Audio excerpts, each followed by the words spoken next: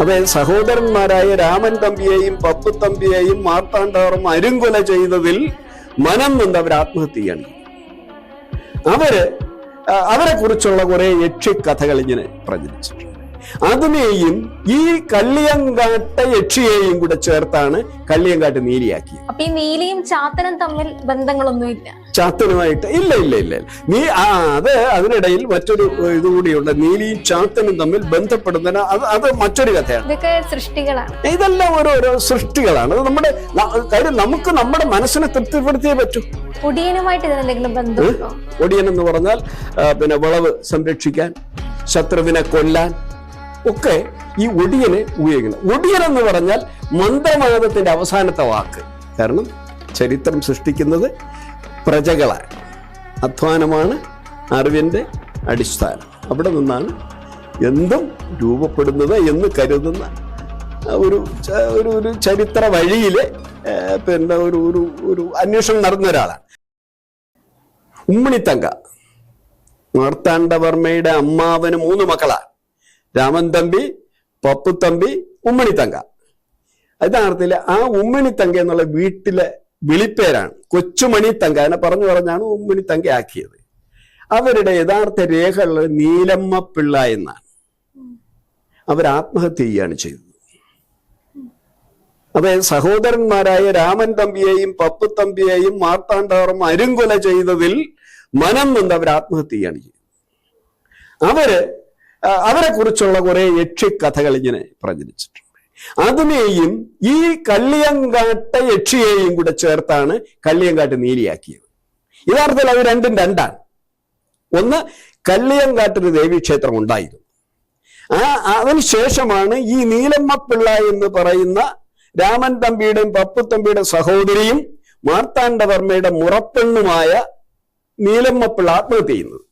ഈ നീലിയെ ഇത് രണ്ടിനും കൂടെ ക്ലബ് ചെയ്തിട്ട് കള്ളിയങ്കാട്ട് നീലിയാക്കി ആളുകൾ പറഞ്ഞു പരത്തി അതിനെ നമ്മുടെ CV രാമൻപിള്ള നോവലിലൂടെ ഒരു സ്ഥിര പ്രതിഷ്ഠ കൊടുക്കുകയാണ് ഉണ്ടായത്. ഇതാണ് യഥാർത്ഥത്തിൽ അതിൽ സംഭവിച്ചത്. നീലിയും ചാത്തനും തമ്മിൽ ബന്ധങ്ങളൊന്നും അപ്പൊ ഈ നീലിയും ചാത്തനും തമ്മിൽ ബന്ധങ്ങളൊന്നുമില്ല? ചാത്തനുമായിട്ട് ഇല്ല. അതിനിടയിൽ മറ്റൊരു ഇതുകൂടിയുണ്ട്. നീലിയും ചാത്തനും തമ്മിൽ ബന്ധപ്പെടുന്നതിന് അത് മറ്റൊരു കഥയാണ്. ഞാൻ നേരത്തെ മുൻ എപ്പിസോഡിൽ ഞാൻ പറഞ്ഞിരുന്നല്ലോ, നമ്മുടെ അയ്യപ്പനെ കുറിച്ച് ചർച്ച ചെയ്യപ്പോൾ പറഞ്ഞിരുന്നല്ലോ, ഈ തേരവാദവും മഹായാനത്തിനോടൊപ്പം തന്നെ ശക്തിയാർജിച്ച മറ്റൊന്നാണ് മന്ത്രയാനം അഥവാ വജ്രയാനം. വജ്രയാനം എന്ന് പറയുന്ന ബുദ്ധൻ എന്തെല്ലാം തള്ളി പറഞ്ഞു അതിനെ മുഴുവൻ സ്വീകരിച്ചവരാ.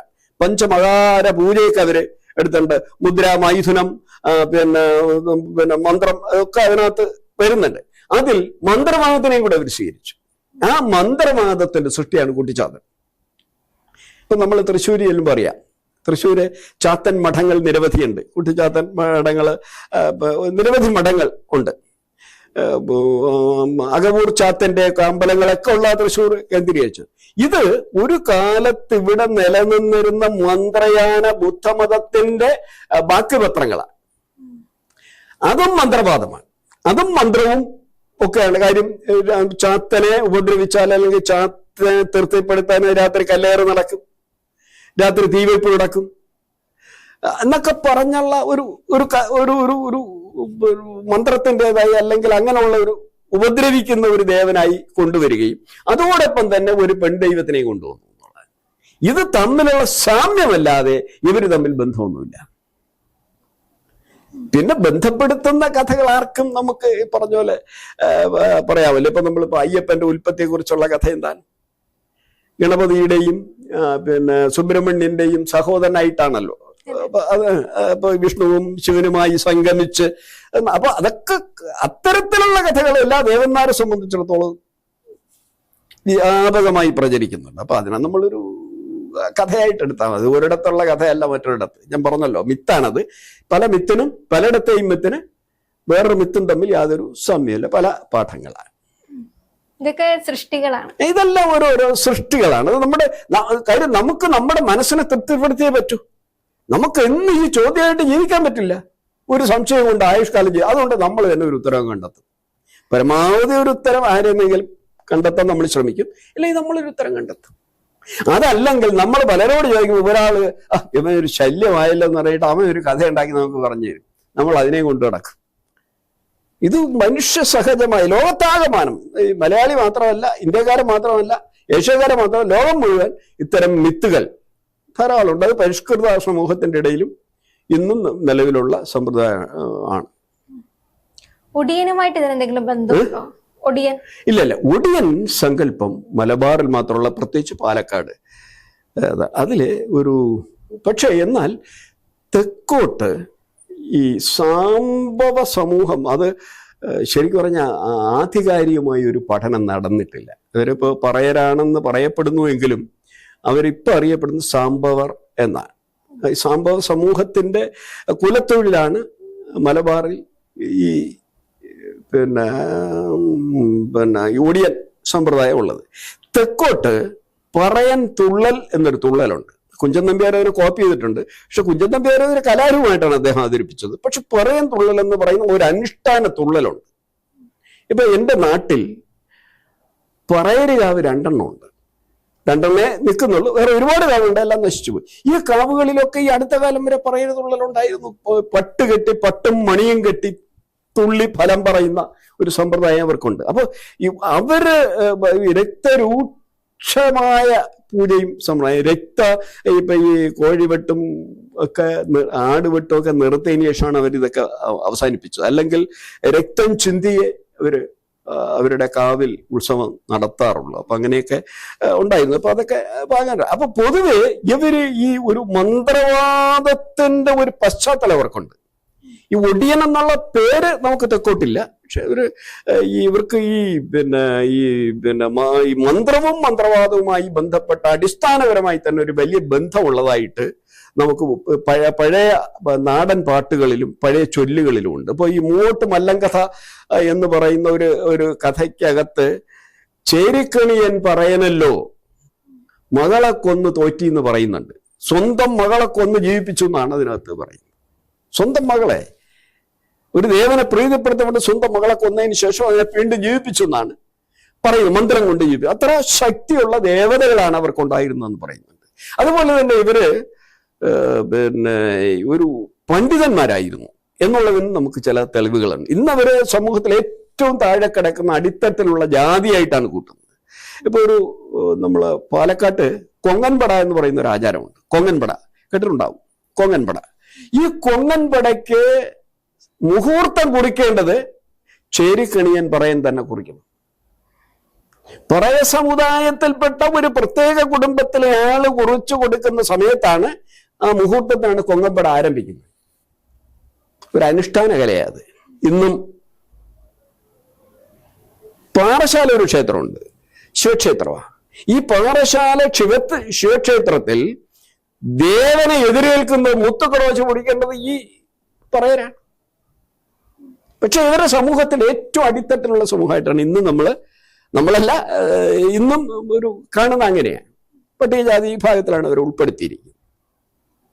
അപ്പൊ ഇവർക്ക് മൊത്തത്തിൽ ഒരു മന്ത്രവാദത്തിന്റെയും മന്ത്രത്തിന്റെയും ശിവസംസ്കൃതിയുടെയും ഒരു അടിസ്ഥാനപരമായ ഒരു പശ്ചാത്തലം നമുക്ക് കേരളത്തിൽ ആകമാനം കാണാൻ പറയും. അതിന്റെ ഒരു പരിച്ഛേദമാണ് ഒടിയൻ. ഒടിയൻ എന്ന് പറഞ്ഞാൽ വിളവ് സംരക്ഷിക്കാൻ, ശത്രുവിനെ കൊല്ലാൻ ഒക്കെ ഈ ഒടിയനെ ഉപയോഗിക്കണം. ഒടിയൻ എന്ന് പറഞ്ഞാൽ മന്ത്രവാദത്തിന്റെ അവസാനത്തെ വാക്ക് ഒടിയൻ.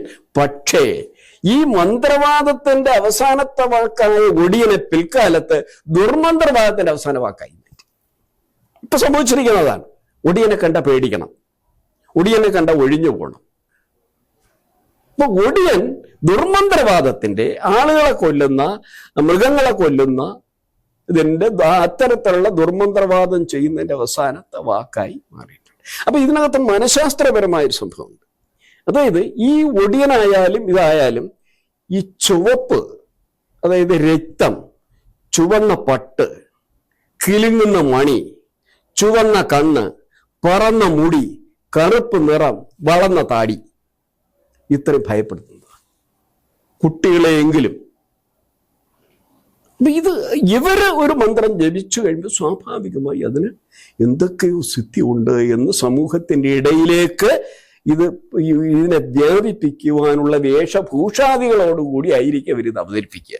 അപ്പൊ അത് ഈ പറയും തുള്ളൽ കാണുമ്പോൾ നമുക്ക് അറിയാൻ പറ്റും. അതൊരു മാനസിക അവസ്ഥ കൂടെയാണ്. ഒരുപക്ഷെ ഒരു കാലത്ത് ഒരു മാനസിക ചികിത്സ കൂടി ആയിരുന്നിരിക്കാം.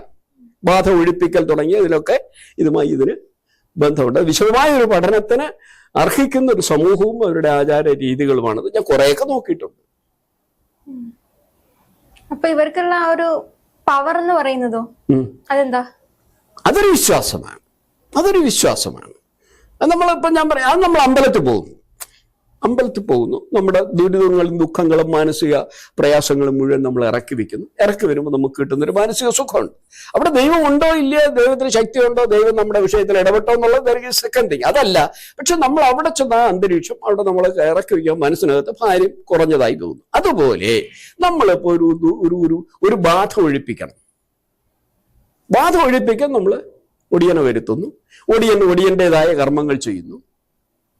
ഒടിയന്റെ കർമ്മങ്ങൾ ചെയ്തു കഴിയുമ്പോൾ നമുക്കൊരു വിശ്വാസം, ബാധ ഒഴിഞ്ഞു, പ്രശ്നങ്ങൾ തീർന്നു. അതൊരു ഞാൻ പറഞ്ഞല്ലോ, അതൊരു മാനസികാവസ്ഥയാണ്. ഇപ്പൊ എന്നെ സംബന്ധിച്ചല്ലോ, ഇപ്പൊ ഞാൻ പറയാം, ഇപ്പൊ അത് വിശ്വസിക്കുന്നവരുണ്ടാവാം, ഞാൻ ആ വിശ്വാസത്തെ ചോദ്യം ചെയ്യല്ല. പക്ഷെ എന്നെ സംബന്ധിച്ചിടത്തോളം ഇതൊരു മാനസികാവസ്ഥ എന്നാണ് ഞാൻ വിചാരിക്കുന്നത്. നമ്മൾ ഒന്നിൽ വിശ്വസിച്ചാൽ, ഇപ്പൊ നമ്മൾ ചില ആളുകൾ അയാൾ കള്ളം പറയില്ല എന്ന് നമ്മൾ വിശ്വസിക്കുന്നു. അയാൾ കള്ളം പറഞ്ഞാൽ നമ്മൾ പറയുന്നു സത്യമാണ്. അതൊരു വിശ്വാസമാണ്. ആ വിശ്വാസത്തിന്റെ അടിസ്ഥാനത്തിലാണ് ഈ ഒടിയനും മന്ത്രവാദിയും ഇതെല്ലാം നിലനിൽക്കുന്നത് എന്നുകൂടി ഉള്ള ഒരു വിശ്വാസം എനിക്കുണ്ട് കേട്ടോ. അത് എല്ലാവർക്കും അത് വരണം എന്നില്ല, പക്ഷെ ഞാൻ അങ്ങനെ വിശ്വസിക്കുന്ന ഒരാളാണ്. അതാണ് അപ്പോ നീലിയുടെയും ചാത്തന്റെയും ഒടിയന്റെയും ഒക്കെ ചരിത്രം. എന്താ? അപ്പൊ ഇതാണ് നീലിയുടെയും ചാത്തന്റെയും ഒടിയന്റെയും ഒക്കെ ചരിത്രം എന്ന് പറയുന്നത്. ചരിത്രം എന്ന് പറയുന്നത് ഏകദേശം അത് തന്നെയാണ്. അപ്പൊ ഈ മിത്തും യാഥാർത്ഥ്യവും സത്യവും ഇത് മൂന്നിനെയും വേർതിരിച്ചറിയാൻ നമുക്ക് കഴിഞ്ഞാൽ നമുക്ക് പിന്നെ ഇതിനൊക്കെ നമുക്കൊരു നിർവചനം കണ്ടെത്താൻ പറ്റുമെന്ന് കരുതുന്ന ഒരാളാണ് ഞാൻ ഇതിലൂടെയൊക്കെ കുറെ യാത്ര ചെയ്ത ഒരാളാണ്. ഇതിന്റെ ഒരു എന്താന്ന് വെച്ചാൽ അത് ഇതിന്റെ സത്യം കണ്ടെത്തലായിരുന്നില്ല എൻ്റെ ജോലി. എൻ്റെ ജോലി അറിയാലോ, ഞാനൊരു മൈക്രോ ഹിസ്റ്റോറിയനാണ്.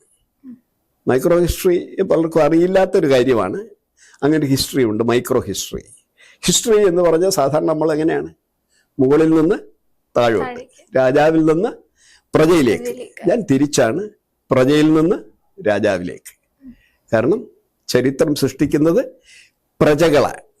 അധ്വാനമാണ് അറിവിൻ്റെ അടിസ്ഥാനം. അവിടെ നിന്നാണ് എന്തും രൂപപ്പെടുന്നത് എന്ന് കരുതുന്ന ഒരു ചരിത്ര വഴിയിലെ പിന്നെ ഒരു അന്വേഷണം നടന്ന ഒരാളാണ്. അപ്പൊ അങ്ങനെ വരുമ്പോഴാണ് നമുക്ക് ജാതികൾ, അവരുടെ വിശ്വാസങ്ങൾ, അവരുടെ വീടുകൾ, അവരുടെ പിന്നെ ശില്പവിദ്യ, അവരുടെ വസ്ത്രം ഒക്കെ നമ്മൾ പഠിക്കേണ്ടി വരുന്നത്. അങ്ങനെ വരുമ്പോഴാണ് നമ്മൾ ഇങ്ങനെയുള്ള വിവരങ്ങൾ നമ്മുടെ മനസ്സിൽ അല്ലെങ്കിൽ നമ്മുടെ കയ്യിൽ കിട്ടുന്നത്. അപ്പൊ ഇതൊക്കെ അപ്പോഴപ്പോഴെ രേഖപ്പെടുത്തി വയ്ക്കുക എന്നുള്ളതൊരു രീതി, അതാണ് ഞാൻ ചെയ്തിട്ടുള്ളത്. നന്ദി സാർ. ഇത്രയും നേരം ഐതിഹ്യത്തെ പറ്റിയും മിത്തിനെ പറ്റിയിട്ടും അതേപോലെ നമ്മൾ കേട്ട് പരിചിതമായ കഥകളുടെ ഒരു യാഥാസ്ഥിക അവസ്ഥയെ പറ്റിയിട്ടും പറഞ്ഞു തന്നതിന് നന്ദി. എന്നെ വിളിച്ചതിന് അതിലേറെ നന്ദി.